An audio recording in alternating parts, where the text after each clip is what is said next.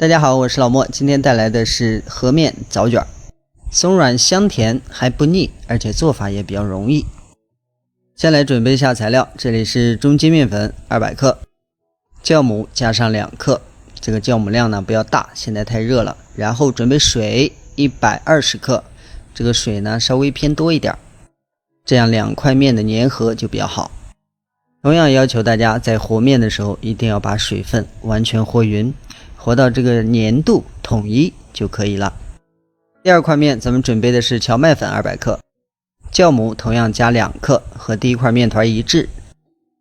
當然水量也是統一的，這裡也是120克水。只是蕎麥面呢它会偏粗一點，咱們在揉面的時候呢一定要多揉一会兒，這樣能夠保證它都能吸透水，效果呢就會有保障。和好的2塊面團同時裝進保鮮袋進行發酵，大概需要發酵15分鐘。2塊面团都发好之后呢，咱們隨便取一個面团都可以，也不是說指定操作哪個，咱們拿一個取出來，另一個讓它發酵過一點也不怕，只要咱們後期揉面能夠保證效果是一致的，其他的就不受影響。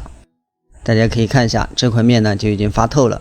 像這塊面团它的筋性比較好，咱們在揉面的時候呢一定要多揉一會兒，把它這個筋道給揉出來。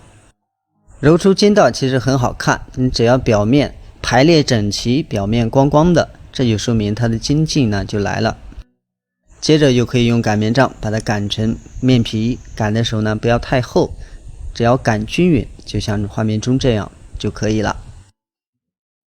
接下來咱們處理蕎麥面团，這個蕎麥面团呢和前面這個面团就不一樣，因為它的筋性沒那麼好，所以在揉面的時候咱們只需要稍微揉壓一下，基本上1分鐘之內就能解決問題。你揉的時間太長反而讓它更裂，大家可以看一下，稍微搓一下就变光了。然後呢撒上乾粉直接壓扁，再用擀面杖擀成和第一塊面皮大小差不多就行了。這是擀好之後，但是呢2塊面团的厚度呢盡量保持一致，然後把另外一塊面团上去比一下，大小不合適再擀一擀。下一步面皮擀制完成，咱們單獨取出蕎麥面，上面稍微撒上一點油，然後把油抹平抹匀。接着準備少許白糖，這個量不用大呢，有一絲甜味就好。再準備紅棗丁，這個紅棗呢提前用開水煮到破皮，然後再切丁。然後第二塊面皮同樣的操作方式，抹油的時候呢不要量大，然後糖的量也不要大，有一點甜味就足夠了。然後呢紅棗鋪平。下一步咱們從後往前捲起，捲的時候呢先疊一下，然後慢慢的搓到邊，再像這樣給它搓到粗細均匀就可以了。下一步分劑子，大小自己定。下好的劑子就像這樣，咱們再次用保鮮袋蓋起來2次發酵，大概10分鐘。2次發酵完成之後，直接上蒸籠，摆的時候稍微擺開一點，然後這時候呢要提前把火燒開，水開了之後調成中火，再放上籠屉，大概蒸17分鐘。